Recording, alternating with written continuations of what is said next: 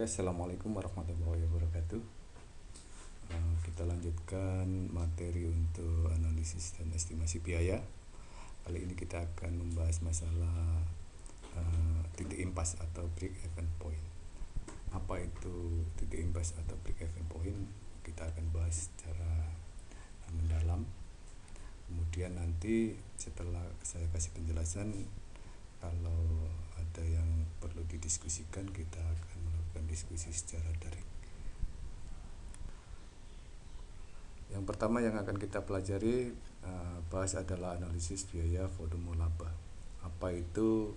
Itu merupakan sebuah alat yang merupakan alat yang digunakan untuk melakukan perencanaan dan pengambilan keputusan mengenai jumlah unit yang dijual, kemudian harga, kemudian laba. Semuanya itu kita analisa untuk digunakan sebagai alat untuk melakukan perencanaan dan pengambilan keputusan. Apa yang perusahaan akan lakukan, kemudian tindakan apa yang akan kita lakukan, semuanya itu tergantung pada bagaimana kita bisa melakukan analisis biaya terhadap volume. Dari analisis itu kita nanti yang perlu kita pahami benar ketika kita melakukan analisis biaya volume laba adalah kapan perusahaan itu atau unit yang kita produksi itu mengalami break even point atau titik impas. Apa itu titik impas? Titik impas itu adalah titik di mana total pendapatan sama dengan total biaya. Artinya biaya produksi semua atau biaya produksinya itu harus sama dengan pendapatan yang didapatkan. Berapa unit itu terjadi, itu dikatakan sebagai titik impas. Dengan kata lain, laba yang didapatkan perusahaan itu sama dengan nol. Apa laba? Ini yang satu, laba operasi. Pendapatan penjualan dikurangi dengan beban variabel dikurangi dengan beban tetap, atau biaya variabel dan biaya tetap. Pendapatan penjualan dikurangi dengan total biaya variabel dan biaya tetap. Kemudian ini juga bisa kita gunakan sebagai alat untuk menghitung laba operasi atau laba yang didapatkan oleh perusahaan. Itu bisa kita dapatkan dari harga kali jumlah unit yang terjual. Jadi harga per unitnya berapa, kemudian jumlah unit yang terjual itu berapa, kemudian dikurangi dengan biaya variabel per unit. Jadi biaya variabel per unit kali jumlah unit, kemudian dikurangi dengan total biaya tetap, itu akan menghasilkan yang namanya laba. Misalkan suatu contoh seperti ini, kita mempunyai sebuah perusahaan, ada laporan laba rugi penjualan sebesar 400.000, kemudian beban variabel atau biaya variabelnya itu sebesar 325.000, sehingga kita akan mendapatkan yang namanya margin kontribusi. Margin kontribusi itu adalah selisih antara total penjualan dikurangi dengan biaya variabel, itu sebesar 75.000. Kemudian dari margin kontribusi tadi kita kurangi lagi dengan yang namanya biaya tetap atau beban tetap sebesar 45.000. Dari hasil dari pengurangan ini itu yang dikatakan sebagai laba. Jadi laba yang didapatkan oleh perusahaan ini adalah sebesar 30. Sekarang bagaimana kita melakukan yang namanya analisis break even point?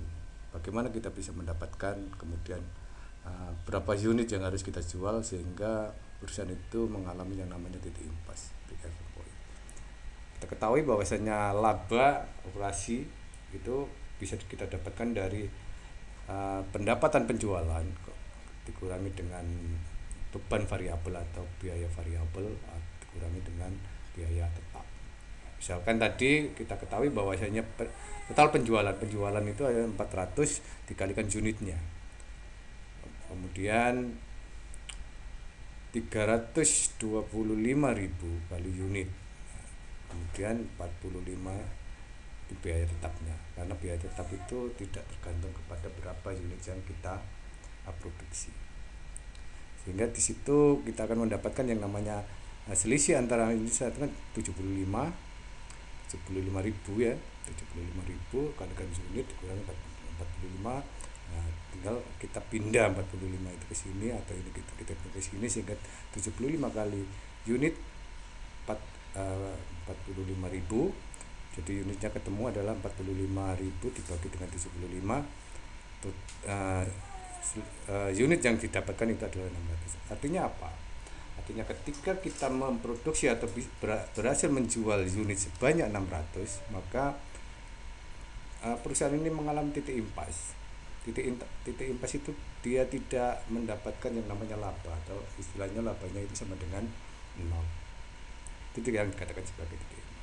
Maka jumlah produk dalam BEP adalah 600 unit, sehingga dapat, kalau kita total ya, kalau kita total dalam laporan laba rugi, misalkan penjualan 600 unit kali 400.000 tadi ketemu, kemudian dikurangi biaya variabel, kemudian margin kontribusinya, kemudian dikurangi biaya tetap, maka dia akan mendapatkan yang namanya labanya sama dengan 0. Ini yang dikatakan sebagai titik impas, break even point pada unit ke 600.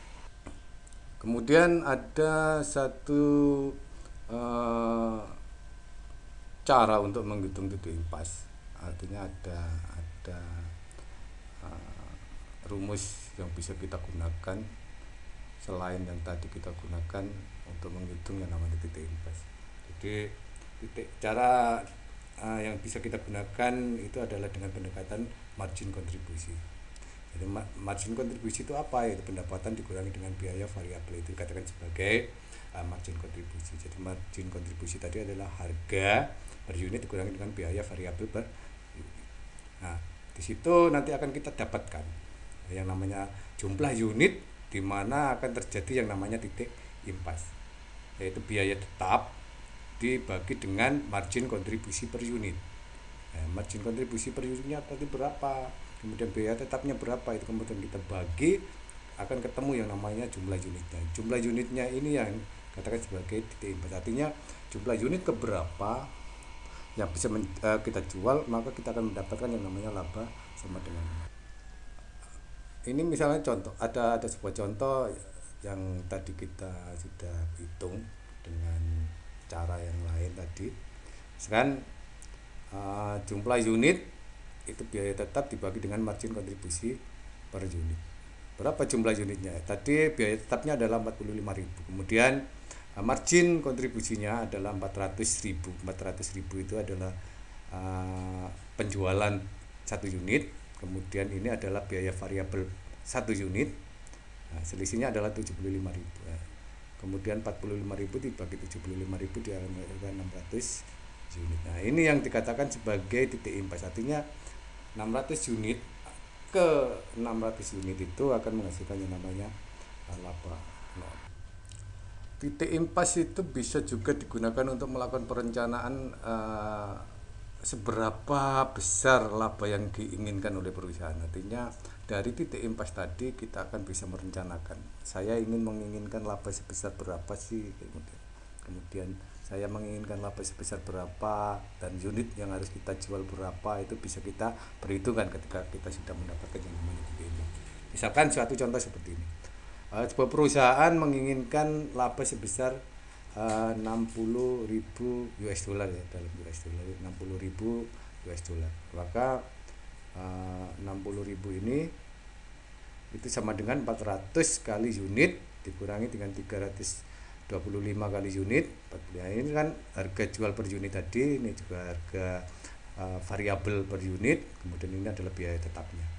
Sehingga kita akan mendapatkan, kalau 45 ini kita pindah ke sini, ke sisi kiri, maka kita akan mendapatkan 60.000 ditambah dengan 45.000. Totalnya adalah 105.000. Kemudian selisihnya adalah 75 kali unit. Nah, 140 unit. Artinya 1.400 unit. Artinya ketika perusahaan itu menginginkan laba sebesar 60.000 US dollar, maka dia harus menjual sebanyak 1.400 unit. Kemudian kita juga bisa menggunakan cara lain untuk mendapatkan unit yang harus kita jual supaya kita bisa mendapatkan yang namanya laba sebesar 60.000 US dollar. Misalkan sebenarnya unit 45 ditambah 60. 60 ini adalah laba yang kita inginkan, kemudian 45 ini adalah biaya tetapnya. Kemudian dibagi dengan margin kontribusinya, yaitu selisih antara harga dengan biaya variabel.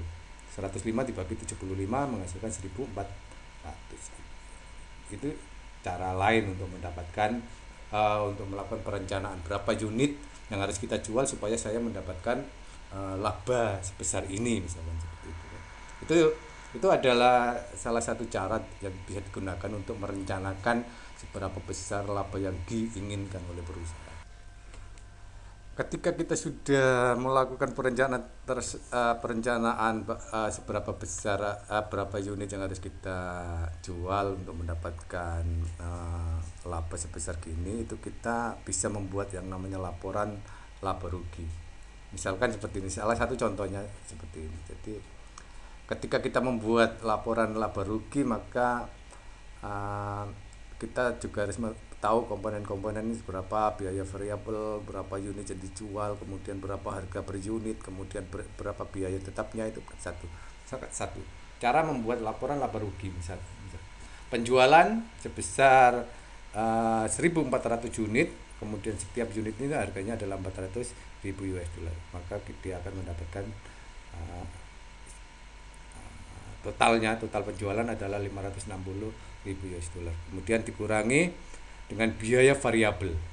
Biaya variabel itu berapa biaya variabelnya? Biaya variabel itu adalah unit yang dijual dikalikan dengan harga atau biaya variabel per unitnya. Jadi, kalau 1.400 tadi kita 1.400 unit, kemudian harga atau biaya variabelnya adalah 325.000 US dollar, maka kita kalikan totalnya adalah 455.000 US dollar. Maka kita akan mendapatkan yang namanya margin kontribusinya sebesar 105.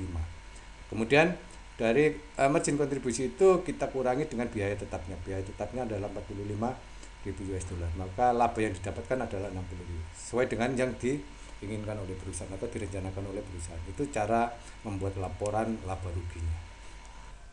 Cara lain dalam menyajikan laba itu bisa kita gunakan grafik. Jadi laba itu juga bisa kita ilustrasikan dengan sebuah grafik. Jadi grafik laba itu adalah menggambarkan secara visual hubungan antara laba dan volume penjualan. Jadi volume penjualannya berapa, labanya berapa, kalau biaya variabelnya berapa, biaya tetapnya berapa, itu bisa kita lihat di ilustrasi grafiknya. Dalam grafik ini laba operasi merupakan variabel dependen dan unit adalah variabel independen. Ini kalau kita gambarkan dengan sebuah grafik, di mana titik impas atau BEP-nya itu pada posisi di mana, kemudian daerah yang menghasilkan laba itu di mana, itu bisa kita lihat. Sekarang seperti ini. Sumbu Y itu adalah pendapatan, kemudian sumbu X adalah unit. Artinya berapa unit yang harus kita jual, kemudian pendapatannya berapa. Kemudian grafik ini adalah grafik total pendapatan. Dia berubah garis, kemudian di sini ada biaya tetap. Karena biaya tetap itu tidak tergantung berapa unit yang harus diproduksi, maka dia sejajar dengan sumbu unit. Kemudian ada total biaya atau ini biaya variabelnya, jadi biaya variabelnya. Biaya variabel jadi ya. Ketika kita ingin mencoba untuk mencari di mana sih ketika kita perusahaan itu pada saat di mana mengalami kerugian, pada saat di mana perusahaan itu mendapatkan laba, itu bisa kita lihat. Artinya kita kalau misalkan grafik atau garis total pendapatan itu ada di bawah total biaya, maka dia akan mendapatkan kerugian. Tapi ketika garis total pendapatan itu ada di atasnya total biaya, maka itu dia akan mendapatkan, perusahaan itu mendapatkan laba. Ini bisa kita lihat, ini adalah daerah perusahaan itu akan mengalami kerugian, kemudian ini adalah daerah di mana perusahaan akan mengalami mendapatkan laba atau keuntungan. Itu adalah ilustrasi atau grafik break even point yang bisa kita atur. Kemudian di mana titik BEP-nya? Titik BEP adalah perpotongan antara total pendapatan dan total biaya. Kenapa? Karena dia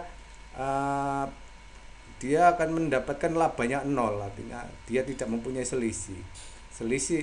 Selisih antara total pendapatan dan total biaya itu adalah nol. Maka dia akan mengalami perpotongan di sini. Dia tidak ada selisihnya sama sekali. Artinya BEP itu terjadi ketika perusahaan itu dia tidak mendapatkan kerugian dan tidak mendapatkan keuntungan, alias labanya itu nol. Oke, itu tadi yang bisa saya jelaskan tentang analis break even point atau analis titik impas. Kalau nanti ada pertanyaan, kita diskusikan secara daring, secara online. Ini ada contoh soal, bisa kalian kerjakan. Artinya di sini ada penjualan, totalnya adalah 200, kemudian unitnya adalah 20, kemudian beban variabel. Jadi variabel per unitnya adalah 120.000, unitnya ada 12, kemudian margin kontribusinya adalah 80.000. Beban tetapnya adalah 64.000, labanya adalah 16.000. Pertanyaannya adalah hitung titik impas dalam unit dan buatlah laporan laba rugi dalam titik impas. Kemudian yang kedua adalah berapa unit yang harus dijual bila perusahaan menginginkan laba sebesar 20.000. Nah, itu kalian harus merencanakan seberapa unit yang harus saya produksi atau kita jual supaya saya atau perusahaan itu mendapatkan keuntungan 20. Oke, itu adalah tugas kalian. Silakan nanti dikerjakan. Kalau mengalami kesulitan silakan hubungi saya, kita diskusi bersama-sama. Selamat mengerjakan. Terima kasih. Assalamualaikum warahmatullahi wabarakatuh.